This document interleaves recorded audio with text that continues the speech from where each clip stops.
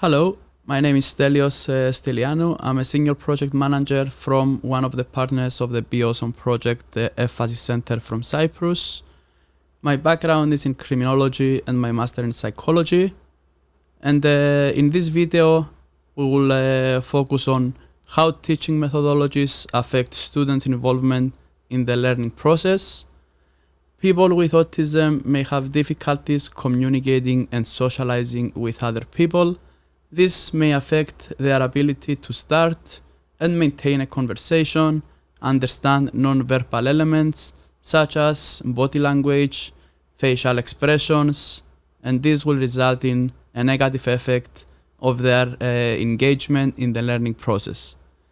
The main objective of this module is to understand and implement strategies that will enable people with autism to acquire social skills, to increase their self-confidence, which will lead to their autonomy in order to increase their engagement in the whole learning process.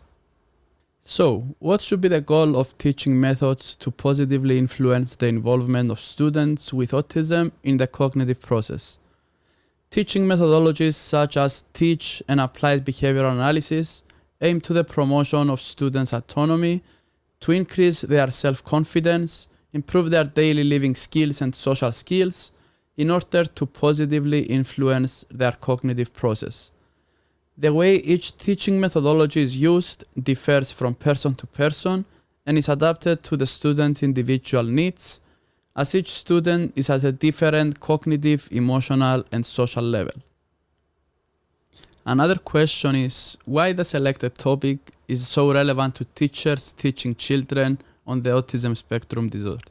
Students with autism usually face significant difficulties in the way they express themselves, in controlling and managing their emotions, and therefore in the degree to which they participate in the learning process. Specialized teaching methodologies help the student to organize their time, as a result, their emotions in general. Hence, a student who is in a good emotional state can focus more easily on the subject and his involvement in the learning process increases. What are some of the recommendations and methods to teach students on the autism spectrum disorder? Firstly, the physical structure of the environment. A structured class is a class which demonstrates clearly which activity takes place and where. By placing appropriate furniture will help children understand the space where they will do an activity while creating conditions for easy transition from one activity to another. Some suggestions for a structured classroom are teamwork area, independent work area, free play area, relaxation area, and dining area. The individual daily schedule, it can help the child to understand what activities will have to follow during the day. The program takes a different form depending on the child's preferences and abilities, and hence is a strictly individualized person-centered plan. Changes will be hard to manage, but in such cases, we must warn the child about the change, and it's especially helpful to visualize with pictures, replacements and changes in the activity. A personalized program may include free game food, individual lesson break, group class therapies, independent work specialties, toilet house, bus. The system of individual work, it's a way of organizing activities at school or at home so that the student can apply it and put it into practice.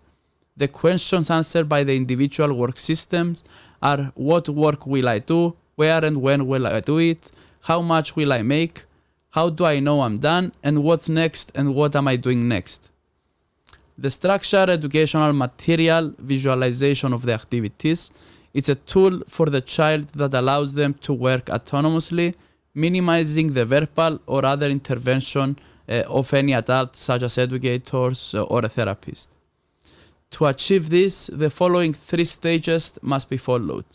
Visual organization by placing materials in separate boxes, visual clarity, distinct materials, clear tasks, visual instructions such as visual representations.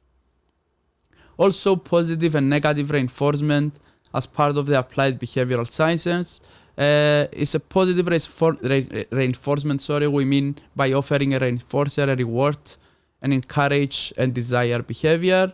With a negative reinforcement is the withdrawal of the reinforcer in order to obtain the desired behavior.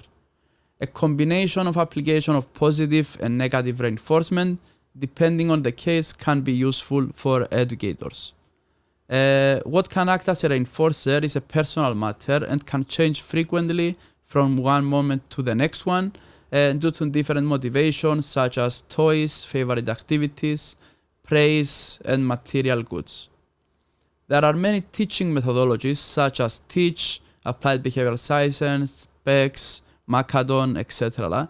That teachers can work in special education should be aware of. In this way, they can significantly improve various areas such as autonomy, self-confidence, and communication skills of the student, which will lead to their active involvement in the learning process. Thank you for watching this video. For more information about our project, you can visit our website and social media.